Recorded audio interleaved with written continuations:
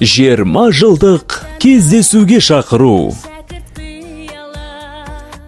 Жаңарық ауылы Сарысу орта мектебінің 2004 жылы бітіріп кеткен сыныптастар, түлектер. Сіздерді мектеп бітіргенімізге 20 жыл толуына байланысты 30 мамыр 2024 жылы сағат 17:00-де Жамбыл облысы Жаңатас қаласы Жібек жолы салтанат сарайында кездесуге шақырамыз. Келіңіздер, думанды тойдың куәсі болыңыздар.